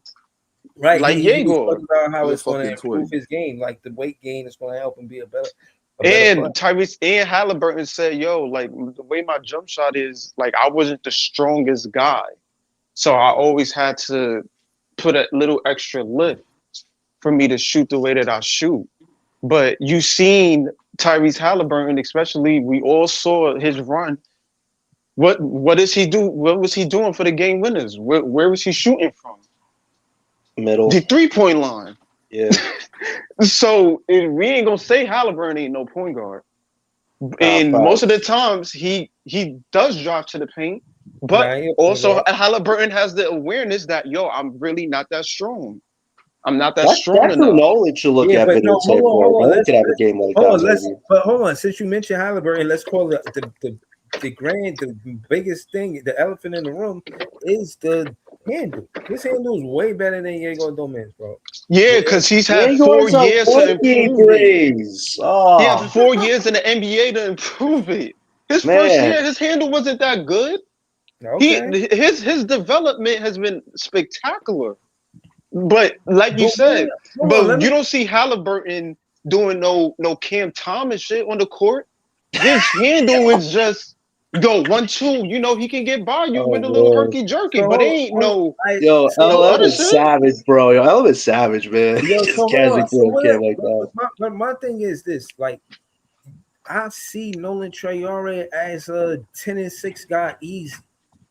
This season, bro, you can give him minutes, bro. He could be 10 and 6, 10.6 assists a game, bro. I think you could consistently get that from Nolan Traore at the point guard. That's if you give him the minutes. But if you saying he's the future point guard, I'm not disputing that anything can happen. If Nolan is our future point guard, I ain't mad at it. But I'm just saying with him and Drake Powell, they can coexist because Powell's not a point guard. If you're gonna slide Powell, you can slide Powell at the 2. Realistically, Nolan's not a bad defender either. So you can have a catch and shoot 3 and D wing /2 guard who's 6'6" with a 7-foot wingspan at your 2 with Nolan at the point. If you add AJ DeBoston to that, you working with something. Then where do you place Yegor then? Because I would have to place him at small forward, but if you get DeBoston, I mean, if you get AJ, I ain't gonna hold you. I would put AJ at the 2. And if you want to run Nolan at the 1, you put him at the 1, and a lot of niggas gonna be mad, but I'll put Yegor at the 3. Yeah. Honestly, if Yegor gets stronger, ideally you could start Nolan at the 1, Powell at the 2, and Yegor at the 3. But if you get the boss, it's kind of like Powell has to kind of go to the bench at that point, which I'd understand. But right now, if we sit down MPJ and Claxton soon, you could start Nolan at 1, Powell at 2, and Yegor at 3, and see what that can be. It's not going to be great, but you can see all 3 of them play together, which honestly would be ideal at this point. So Jordy's forced to trust the rookies, forced to let the rookies build real chemistry with each other, not just ride the vets' coattails. Like, let's see these rookies really figure out how to make game-winning decisions together instead of being benched for idiotic reasons because Jordy wants to win so badly. I thought Drake got injured because he played. He didn't get injured. He just got benched, man. He just got benched for a stupid reason. Real quick to the comments, or to the chat. He got to be aggressive though, because Powell will be tripping.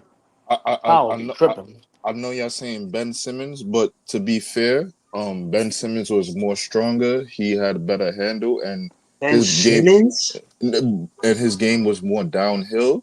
So the defense will lay off him and try to play him a little bit, give him more space because they know he was more downhill.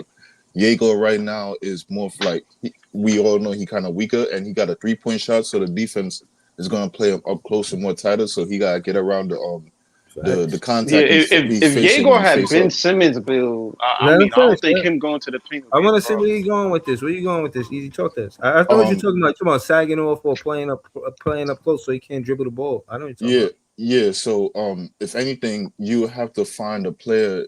If you want him to improve, you have to find tape of a player where he's a good 3-point shooter from the line, but he creates separation or he could get by his man. So whether that be through dribble or through the contact, but you have to find a tape of that player. I've been trying to think of the player this whole time, but I don't think it's Ben Simmons. Ben Simmons is good. He shouldn't be watching. I'm telling you, Halliburton is a good player for him to run. I like the Halliburton comp. I feel like that fits Nolan more. Wait, hold on, real quick. To the Halliburton point. So for one, Halliburton is 6'5", so then like it's gonna be a height discrepancy between Tyrese and Yegor because Yegor is 6'9", so the dribble gonna come more up. And and Tyrese, he kind of bends his back a little bit more for his dribble. Yegor is more upright and stiff right now, so he'll have to get more flexibility in his back. So right now, he's not gonna get as low with his dribble in certain spots where Tyrese would. So like off a 3-point line, just coming around to the wing or coming around off a curl. Like if you want to see Yegor do that, he can't get low as how Tyrese could. So like that'll be a thing too. And then at the same time, Tyrese been handling the rock and going downhill too. Like he wasn't necessarily known at first for a 3-point shot. He's going to try to zoom right by you and get a next guy open off the rip from the league. So like it's not easy, but you're right. But at the same time, if you watch Tyrese in Iowa State, if you watched him coming up, like he wasn't necessarily the strongest guy either. My thing is with him, well, I feel like he's a good player for him to watch is because Tyrese coming into the league, he wasn't that physical. And he said it. He wasn't driving to the paint like that. He wasn't doing none of that because he knew he wasn't strong enough yet. Like, you talking about, he's just now reaching 210. He's just now reaching 210. He's been one something his whole career. until this season. So if realistically, yeah, he still drives to the paint and he drives and he draws the offense in, the defense in, but at the same time, he had to get a 3-point shot because he knew he wasn't that strong enough. So a lot of the times he was shooting the three, or getting. To me, his jump shot is weird, so it's kind of awkward for him to, I feel like, step back and do all of these things. But I just feel like it's a good player for him to watch because of the height, but regardless of the height, because he can learn. Okay, this guy doesn't necessarily have. If you look at Halliburton, his handle is nice. I'm not saying that it ain't, but he getting by the defense normally because he's really, in terms, he is kind of fast. Like, he ain't Nolan fast, but Right. he has a certain speed where he can get by you. He could get by. I just think that he should look at him as, all right, he ain't got no Kyrie handle. He ain't really doing all of that, but he's still able to get by his man and break him down. I think he can value from that, especially Jaeger on the fast break. He can also find guys on the fast break. He ain't as fast as Nolan, but on the fast break, he will be able to find you. I just think realistically, he kind of has to have that balance and look at these other point guards in the NBA and just be like, yo, at the same time, I'm 6'9". I can use that strength, drive past these guys, even if I don't have the best handle. I'm still 6'9". I can use my height and use that to my advantage. I can go probably get in the post work, break the guy down. I just think he needs to just not look at Halliburton, but look at the Franzes, look at the Denny's, look at the K's, look at the Lucas. Just look at guys that necessarily. You talking about a lot of downhill guys, though. That's a lot of downhill. LM, That's what the off season is for. Yeah, LM, not really now, but I think that's what the off season should be for. Look at how guys get downhill. I said this on Scott Show last night. This upcoming summer for Jaeger and all of our rookies is going to be so crucial. Like, whatever training camps Jordy and them have to do to figure out their chemistry issues, like for them, as far as training goes, regiment, working out, lifting weights, this summer is so crucial for these guys, especially for Jaeger. Like, we want these guys to come into training camp, and some of these guys might play in those summer league games, coming and looking a lot different than they are right now. Like, physically stronger, more intense, skill sets more advanced. Like, we got to see these guys come in training camp saying, this is going to be our year. We're not going to be walked over. We're going to be the one walking over some of these guys. Like, that's the mentality we need these guys to have this summer. This summer is going to be super crucial. So whoever stuff's on Twitter about these guys' training regimens, we're going to be looking at it saying, wow, these guys look different, or they look ready to go to a different level. So, yeah. John, along with our lottery crucial pick, summer. along with our upcoming lottery pick, John. Listen, I want y'all to know again. I know y'all out on Cam Thomas, but again, the reason why I like Nolan Traore is because he's a shot creator. He's either going to find somebody getting past that 3-point line, or he's going to create his own shot because he's quick enough to get past defenders to get to the rim to create his own shot. I mean, what you mean by shot creator, though, Breeze? Somebody that can create their own shot, bro. Like, they could. I don't think that's Nolan. Off the dribble. Cam Thomas is more of a shot creator than Nolan. I don't think he fits that mold. Like, Nolan gets by with his speed. I don't see him tween hezzy behind the back and then move to back three at the rim. Like, he's not creative, but he get into the rim though. Yeah, but I think most of his points comes from either floaters, lays, or if he's open for the three. Right. Like, he's not really a shot creator. Like, I can shoot from anywhere on the floor, which he got to develop. Like, I don't never see Nolan off the pick and roll do a dribble pull up mid range. Like, he just goes to the floater. Yeah, like, he's not at that 3-level scorer yet. For him to be a shot creator. He needs a mid-range shot because that quick layup thing he does, it doesn't always work. I've seen better athletic players always block the kid at the rim. So for him, he needs to develop some type of, like you guys saying, some midi type game because that's not going to work always. And against the best teams, they're easily going to figure him out. So for Nolan, if he develops a step back mid-range game, he's going to be way more of a threat, especially with the fact that he has a speed advantage over so many people. He just lacks physical strength. So if he can figure out how to use his speed to his advantage with a mid-range game, they're going to have to really respect his game. No, but I think the advantage is Jordy implementing that PNR.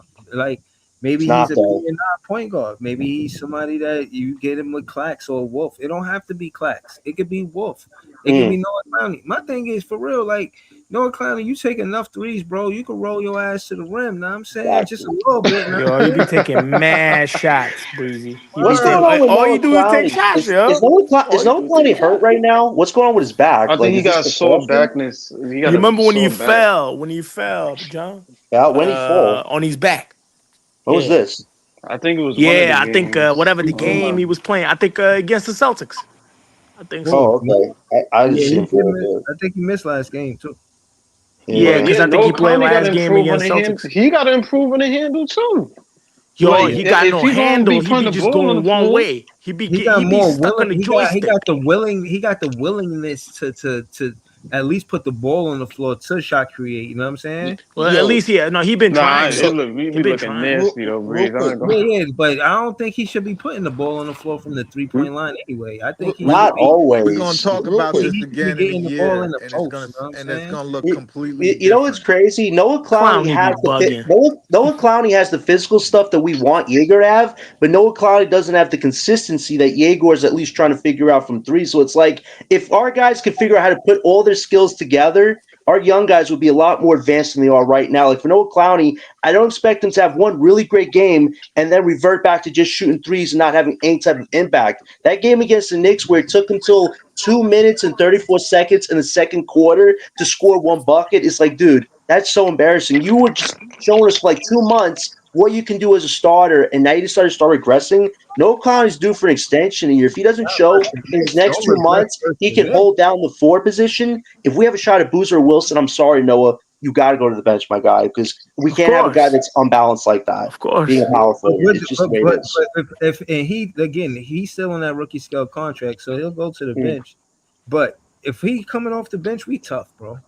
We gonna really be competitive. We got somebody like Noah Clowney coming off the bench, bro. Can he handle being a bench player though? We saw him begin the season on the bench, Breeze. It was really bad. Can he adapt? Going back to the bench role? When you look at the Nets, there hasn't been no consistency in the starting lineup outside of Klex, right? Outside or MPJ. MPJ. You gotta put up a roster who can become a family. If you can't become a family, you can't win no championships. That's right. You already MPJ is know. I'm talking about with the shots, along with the somebody on talent, this team John. need to be putting up Along with the 19. talent. Definitely Or need at least- talent. or at least 17. No, I'm saying you need come and go. talent and then make that talent a family. Like If the Thunder. MPJ is putting up Like the 24 Thunder. shots, cool. But somebody on this team got to have 17 or 19. None of our rookies should have under 9 shot attempts at this point. When I saw Jaeger having the most at 9, that's when I really have a problem with Jordy. All these rookies that played for you should have at least more than 9 attempts at this point. If I see these rookies with less than 9 going forward, everybody's going to call out Jordy saying, Jordy, why are your rookies taking less than 10 shots a game when they're playing over 20 minutes, some of them? That has to change. Even if they miss, it's like, let them take the chances at this point. Nobody wants to see MPJ take 30 shot attempts anymore. We're not building anything with that. So something has got to change. Like, let me be specific. I want to see Jaeger the miss shoot like 15 times a game. I want to see him be the second option. I want to see either him, Nolan Traore, or if Danny Wolf does whatever he was doing in the G League, bro. Let him do that here. And then my feel like thing that was is, a it's trick- an opportunity. trick I'm giving Danny Wolf 15 shots a game, bro. Nolan Traore, he always gonna have the ball in his hand because he's the point guard. I feel like I feel like that's a trick statement that you're trying to throw out there, because if you're saying, yo, Jaeger, I want you to shoot 15 times, we know for a fact he's gonna go like 4 for 13 or 6 for 13 from 3. So like you're gonna see a lot more 3-point shots. So it's gonna fuel your argument more. And then if you asking Nolan Traore to shoot 15 times, you know you're gonna get this shit off the mid range. So it's gonna fuel your argument even more. So then, like, I feel like you threw some trickery out there, bro. To be fair, I think sometimes Diego at certain instances does switch it up, but like it's not a consistency that we want it to be. Like he takes mids, but it's like he'll take 2 middies and then that'll be it. And I'm that'll just be like, it. That would be like still attack the midi, like even if it ain't falling. Like I hit my quota. The coach said, "Yo, at least 1 midi. At least try 1 midi and make 1." I tried 2. I made 1. Everything else, I'm not that line now. Fuck that, nigga. I get Yo, I can actually believe that with Easy say. If Jordy is really telling Yegor to shoot more threes and less middies, bro, that's disgusting. No, but LM, but wait, hold on. To be fair, the coach could be telling him, the team needs spacing, and as of right now, as of the work you put in, you're the best shooter on the team, composed of MPJ. MPJ getting off different ways, so he's gonna shoot over people. You're the best clean look shooter. I need you for spacing, not necessarily 3-point shot, even though that is 3-point shot, but I need you for spacing for the team so they could operate better instead of having clogged lanes could be that or too. people playing in the gaps. You know what I'm saying? It could be that. It definitely could be that in terms of spacing. But Paul, what was you saying? Nah, I was just saying that y'all not taking in the like y'all not even looking at the stats. Like Yegor shoots 40% from the floor and 40% from three. Like okay, Paco, what about the stat that say 347 field goals and 247 3-point shots? if he's shooting 40%, why am I mad? I'm not saying we mad. I'm saying that he's just saying he want a balance. Like he don't want it to just be three. Like, he want it to be 40% from the 2-point field goal. That shit is dirty work, though. I'm not gonna lie. That shit is disgusting, nigga. That shit is. Wait. 40 and 40. That's how you gotta say you 40 and 40. Wait, to be fair though, like how Breeze is saying, most of but 40% is impressive for the 3-point.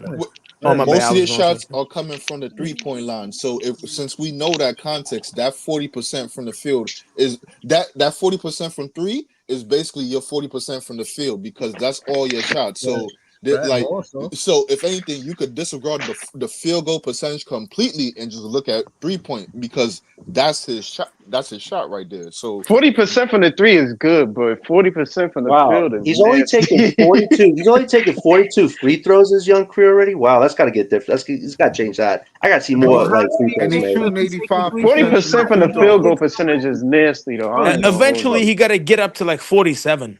He's got to have a lot more free throws. That's disappointing for me right there. I don't mind Listen, and that's the field goals. And to be more specific, since we had the stats, he got 98 3-pointers made and 142 in the field goals. So that's 42 field goals. He got 42 2-pointers, 98 3-pointers.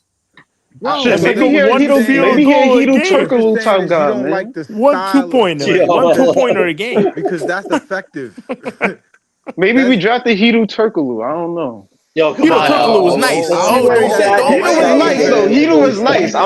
You're right. Hedo was nice. Don't say nothing about Turks now. Hedo was nice, but Hedo was Hedo is nice. Hedo is nice. Everybody knows Hedo is nice. Go look at Hedo's stats. You're gonna see it took him like 4 years to even be a regular. Like that's true. Yeah, but it took him a while. But he got game though. It took him a while. How tall was Hedo? He was 6'9". 6'9", okay. Yeah. 6'8", 6'9". But he was bulky. He was a chubby dude. He was chubby dude. Usually when you're Turkish and when you make it to the NBA, it's usually gonna work out. You know, and it's Kenta, everybody. He was nice on Orlando though. That nigga was cold. Hey, 40% for 3 is not bad, Hood. Big up Turkey. But I don't disagree with Breeze about him driving to the rim and taking mid-ranges more. I just think I think he'll do that if in the offense Jordy is allowing the nigga to run pick and roll, and if Claxton don't got the lob, maybe he attempts the mid-range or something. I don't know. They got to change up Claxton's game. Claxton cannot be this old playmaker, less lob threat anymore. I agree with Breezy. Like, Claxton is a lob threat. Why are we not utilizing that to an advantage to allow Yegor to get his playmaking abilities up? Why are we making Claxton a point forward, center? Skinny Williams killed him, John. It makes no. Did you guys see what Mark Williams did yesterday? I saw Mark Williams run and dunk. Mark Williams dropped 27 on him, man. Like, none of our bigs can do that. Run and dunk like that, like it's nothing. Like, Claxton will do it once in in 10 games where he'll just do this Euro step run for like one whole attempt by himself. And it's like these other bigs can do it in their sleep against us. John, do you remember last time when the Phoenix was in the Breezy got something to say. Breezy got something to say. Hold on. I agree with that. As a center, as a fan, I want to see my center use power. You using the Euro step and floaters and all of that. That's grace, and that's cool. Like Akeem Olajuwon, he was grace and power, but he was power first. He could dunk it on you and all of that. He played defense. He was tough, but he had grace and finesse. It was good to see. But at one of those ingredients in the center that you want that's going to go to the next level with you is power. We got to see more power from the center positions. We don't see we need Jalen Duren or Mark Williams. We need to get a center this summer like Pothorn said. Get a second pick and get a center. I agree with Pothorn, man. Like, we need to get yo, remember what Mark Williams did to him in Barclays Center when he volleyball snatched that block? Y'all remember that?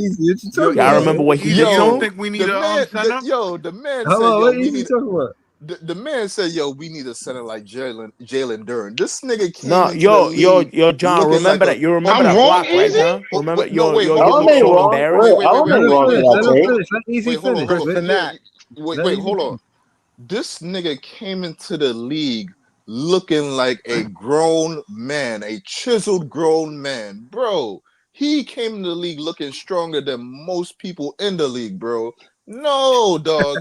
Dog, what we asking for, bro? Easy. I'm the body type plays a part. I'm not saying it's not. For the Nets, but Jalen Duren, to me, I'm also talking about the skill set. Like, yeah, I'm not disputing the fact the nigga's not built like Captain America. I'm just saying that realistically, his skill set also translates. Like, yeah, he got strength, but like to Breezy's point, he also got finesse. He can get in the post. He can shoot the mid range. He can, you know what I'm saying? Like, he can switch it up on the offense. We even seen this nigga bringing the ball up at some point, and he played point.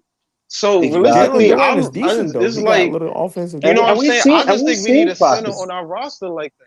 Like, it could be Wolf, but I mean, I don't know if Wolf built. I mean, easy. We've seen Clax for 7 years, man. The guy still got the same fashion model way he walked into Brooklyn with. It's like, dude, either you want to be a center or you want to be some type of finesse, point guard, point forward, imaginary type title. But it's like that's not doing much against the best bigs. Like Wemby's, Durant's, Mark Williams, even. Like, you need a big ass center in this league to go up against the other team's center. And Claxton right now, he's more focused on feeding MPJ 3-point shots than actually raising his arms up and blocking people. And now the dude's got a pinky injury that he's keeling over at every 10 minutes. So it's like, don't forget Bismack Biyombo. Got a team full of don't forget Bismack Biyombo. Last year. So this is my question right here, because y'all keep on saying this. This is the one. Shit. These are one of the things I find that's constant throughout all of y'all. All of y'all on the panel, even people that's saying even here on the panel. And this is what I keep on seeing. So y'all keep on asking for these players to put on strength. But as I'm looking throughout the years, all these players, and y'all keep on coming back to this table saying, yo, they are weak and they need to get stronger. So why do y'all have faith in this coaching staff and strength conditioning staff to put the emphasis to put on strength when you've seen throughout the years that hasn't been the emphasis on the team? Everybody you've been asking to get stronger has not. Y'all basically said has not gotten stronger. So it's not on them. It's not only on them though. Easy. It's on the player too. Hold on. Let me say this. Everybody kind of speak for themselves. I feel like I feel like they grouping it to extent we all Nets fans, but I be feeling like this podcast don't be having like the same sounding soliloquy. Everybody be saying or adding like their own. I'm not saying it's all the same. I'm just saying the constant throughout it is, yo, these players need to get stronger. Like that is a constant throughout. My constant was that we not running the pick and roll is hurting us as a team, not just Cam Thomas. But I did start it with Nick Claxton and Cam Thomas because I've seen them in the PNR before and it looked good. But I've said that to say that carried over to Yegor being having a PNR in BYU. I've started hearing that. Like, so again, this is the list out of the 30 teams. Easy, we are the 29th team in running the pick and roll. Now, when I look at nasty. That is and when nasty. you look at who is the best, OKC, they the best team in the NBA. We don't have the proper workhorse. The team that's third is the team we faced last night. How is Indiana in the top of the category when they're bottoming out? Wait. What are you basing that on? Because Ray Carlisle. wait, what are you basing that on? Because you could look at it and say these teams run the most pick and roll, but they're not all the way effective with it. Not the most effective with it. Too. They got that stat for you too. Yeah, but what we wanna know is, right? Because we have pick and roll rookies that need and play the pick and roll. How often do we run it? Never. We was damn near don't run it. We was dead last for a lot of the season. How you draft Jaeger and Nolan and Wolf and you don't run pick and roll?